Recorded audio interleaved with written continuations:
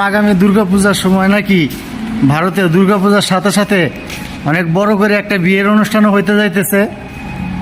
সেই বিয়ের যে কন্যা সে যে বাংলাদেশ থেকে গেছে তার রিসিপশনের জন্য আগামী দুর্গাপূজায় একটা বিশাল বড় অনুষ্ঠান হইতেছে ভারতে। আর এই রিসিপশনের যে আয়োজন থাকবো, খানাপিনার যে আয়োজন থাকবো, সেই আয়োজনে খানাপিনার রান্নার কাজটা বাংলাদেশ থেকে যে কন্যা গিয়েছে ইন্ডিয়াতে, সেই কন্যা নিজেই করবে। কারণ সে নতুন নতুন রেসিপি রান্না করতে পারে, সে অনেক কিছু নতুন নতুন আধুনিক এবং নতুন নতুন রেসিপি নিয়ে আসে মাঝে মধ্যে, যা বাংলাদেশের মানুষ ইতিমধ্যেই নতুন রেসিপির অনেক স্বাদ গ্রহণ করছে।